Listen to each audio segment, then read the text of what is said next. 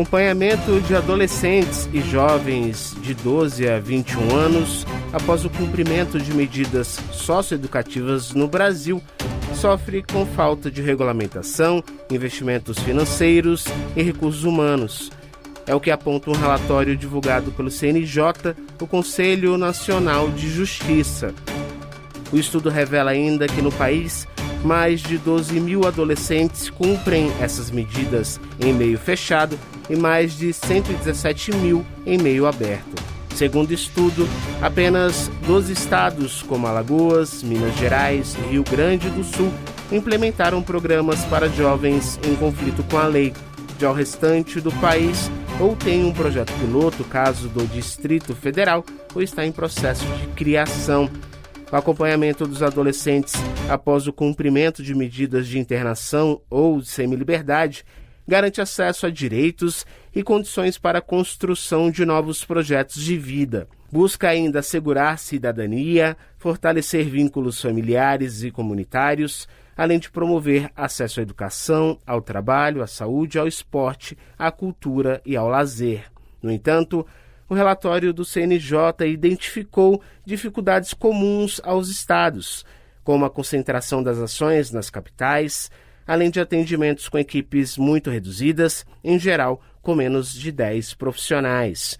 A ausência de informações regulares sobre a atuação junto às famílias foi considerada outro ponto crítico, já que mais de 25% dos estados disseram não desenvolver atividades específicas para esse público. Além disso, os dados divulgados pelos estados apresentaram inconsistências, o que compromete a compreensão plena sobre o público atendido, os encaminhamentos realizados e os orçamentos destinados.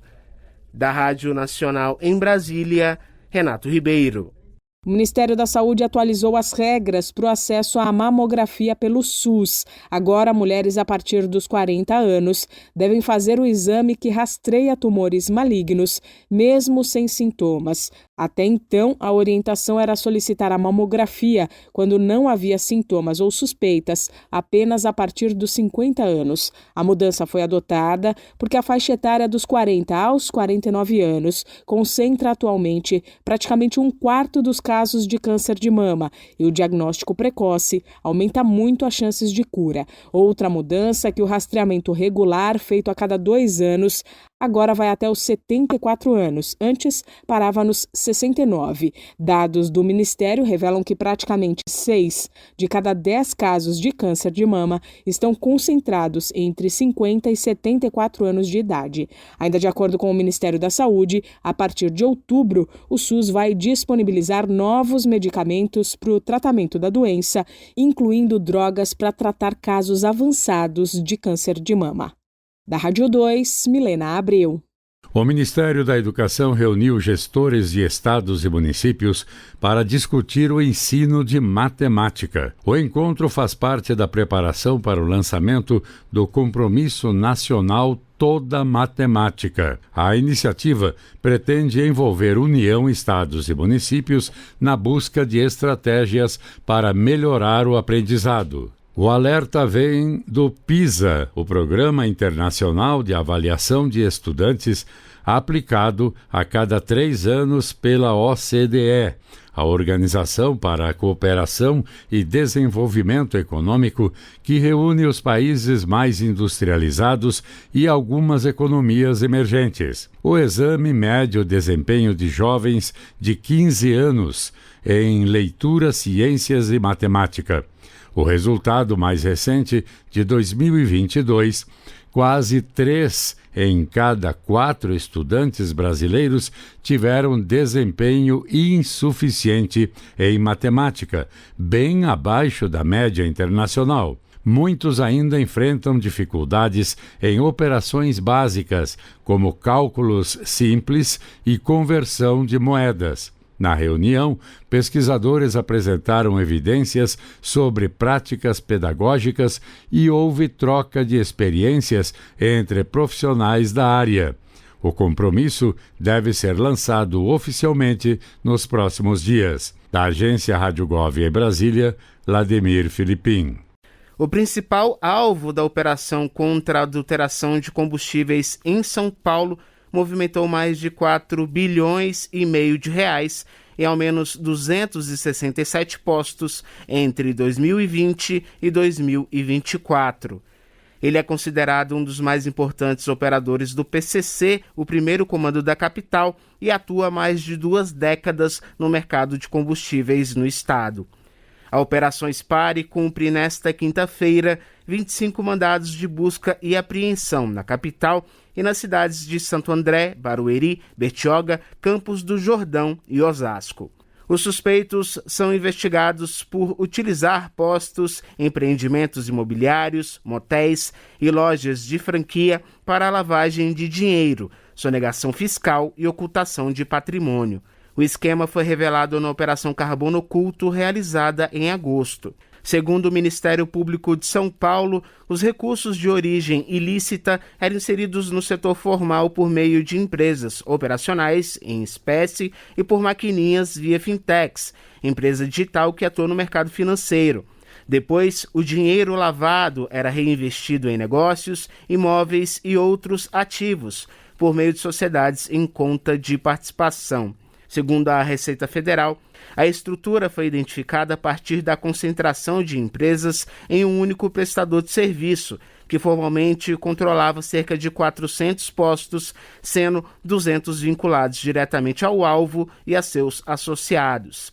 E também foram detectadas administradoras de postos que movimentaram 540 milhões. Mais de 100 policiais militares e 100 agentes da Receita Federal e do Ministério Público atuam nas ações desta quinta-feira. Da Rádio Nacional em Brasília, Renato Ribeiro. Choperia e restaurante Chapa Quente. Mais que um lugar para comer, um espaço para viver bons momentos. Na praça de alimentação do Friburgo Shopping, de segunda a segunda, o sabor ganha destaque. Petiscos preparados com carinho, pratos à la carte feitos na hora, comida quilo com qualidade e o chopp sempre gelado. Entrega em domicílio e atendimento para empresas.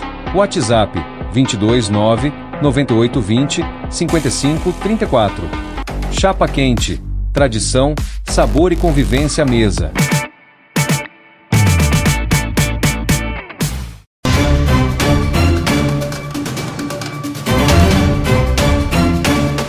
Nos últimos 4 anos, o furto de grelhas e tampas de bueiros vem causando prejuízos milionários a várias cidades brasileiras. A ação se configura como crime e depredação do patrimônio público.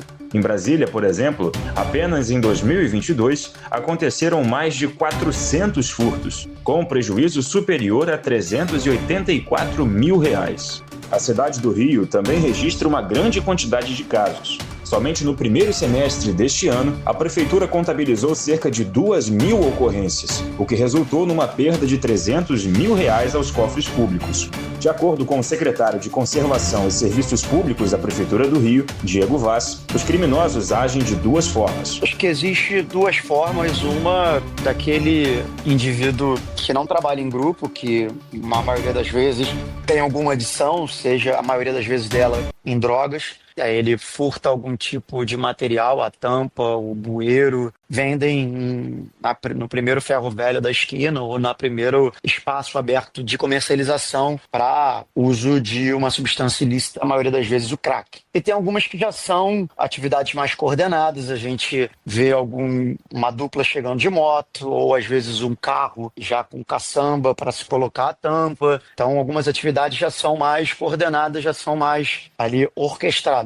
Vale lembrar que os ferros velhos só podem funcionar regularmente na capital fluminense se estiverem de acordo com os requisitos expressos na Lei Municipal 7.216, de 2016, e no Decreto Estadual 48.555, de 2023. O engenheiro civil e professor da UERJ, Júlio César da Silva, considera que a legislação em torno dos ferros velhos precisa ser mais rigorosa e explica os riscos provenientes dos crimes. Então, a gente tem alguns problemas. O primeiro problema é que tem um sistema de gradeamento. que impede a passagem de material e, teoricamente, barra alguns materiais grosseiros que não vão entupir a galeria, que é muito mais difícil você dar uma manutenção na galeria do que superficialmente. Segundo é acidente, as pessoas caem desse bueiro. Já existiram vários acidentes, as pessoas caírem em locais que você não tem a tampa, machucarem, quebrar perna. Então, tem uma questão da segurança das pessoas na cidade, entendeu? O pesquisador afirma ainda que zonas periféricas sofrem mais por não receber tanta atenção das autoridades. Ele sugere ações para reduzir os furtos. Então tem duas ações importantes, tá? Ao mesmo tempo, age na questão do aumento da segurança nas vias, nas ruas, onde você está tendo esse tipo de furto, para não ter, e agir também no controle desse material que está chegando nesse ferroviário.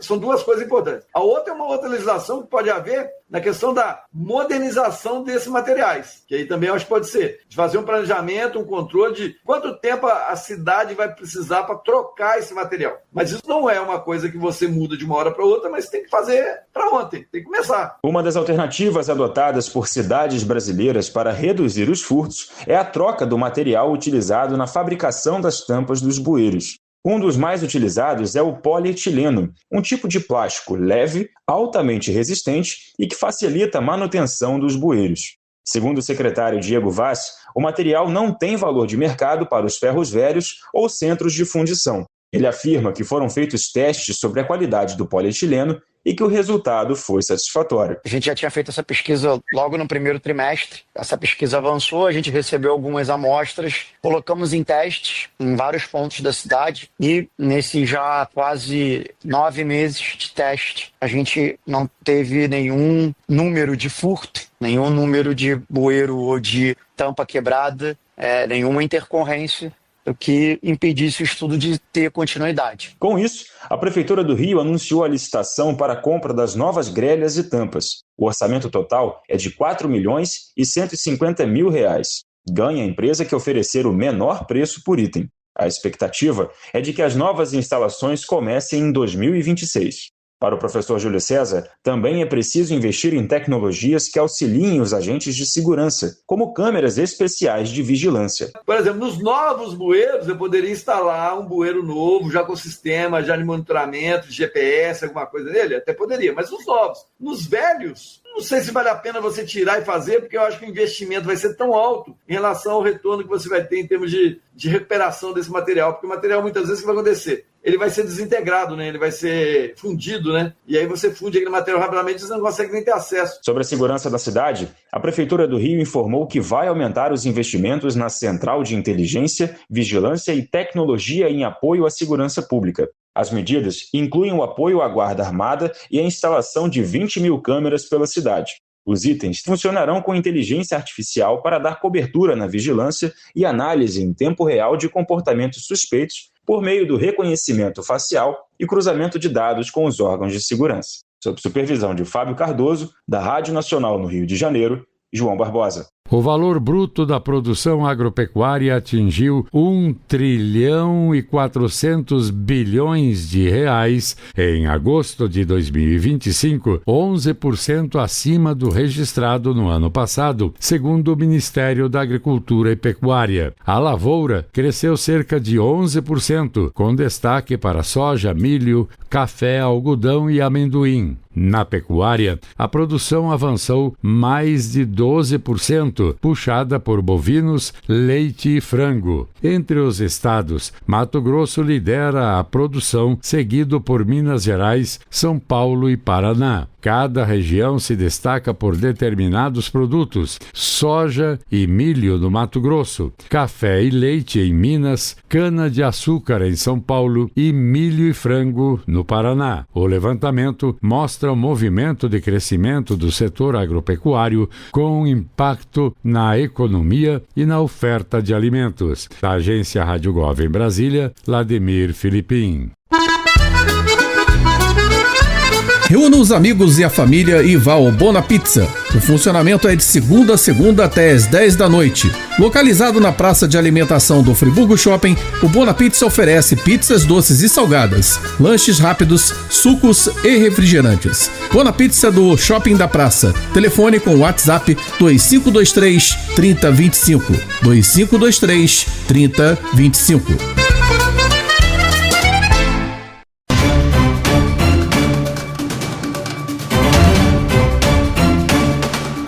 Este ano, a Receita Federal recebeu ao todo 45.645.935 declarações de imposto de renda. No processamento, praticamente 9 de cada 100 declarações, num total de 3.971.267 documentos, ficaram retidos na malha fiscal. Nesta semana, a Receita informou que delas, pouco mais de 66% já foram liberadas, porque os próprios contribuintes corrigiram as informações inconsistentes, sem a necessidade de medidas de fiscalização por parte do fisco. No entanto, 1.292.357 declarações ainda permanecem retidas em malha, o que corresponde a 2,8% do total das declarações recebidas. Praticamente, portanto, 3 de cada 100 declarações que foram enviadas este ano. Ainda de acordo com o fisco, entre os documentos que ainda apresentam inconsistências, 894.580 são de contribuintes que têm imposto a restituir, 360.018 são declarações que têm imposto a pagar e 37.759 documentos ainda retidos não têm nem imposto a pagar e nem a restituir. Erros em deduções de despesas médicas e omissão de rendimentos foram os principais motivos de retenção dos documentos este ano. A Receita reforça a importância da autorregularização. O contribuinte ainda pode corrigir as informações já enviadas, evitando ser convocado pela Receita, o que pode implicar em multa. Da Rádio 2, Milena Abreu. O presidente Luiz Inácio Lula da Silva destacou nesta sexta-feira, em entrevista à TV Liberal do Pará, os avanços do governo em economia, programas sociais e saúde desde 2023.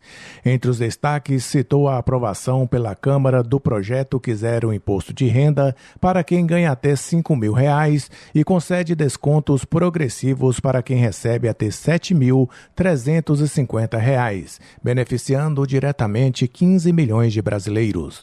Lula ressaltou ainda iniciativas como o Gás do Povo, que garante botijão gratuito a 17 milhões de famílias, e o Luz do Povo, que oferece energia gratuita a usuários do CAD único em situação de vulnerabilidade. Na saúde, citou a ampliação do Mais Médicos, o Brasil Sorridente e o programa Agora Tem Especialistas, que agiliza consultas e exames no Sistema Único de Saúde.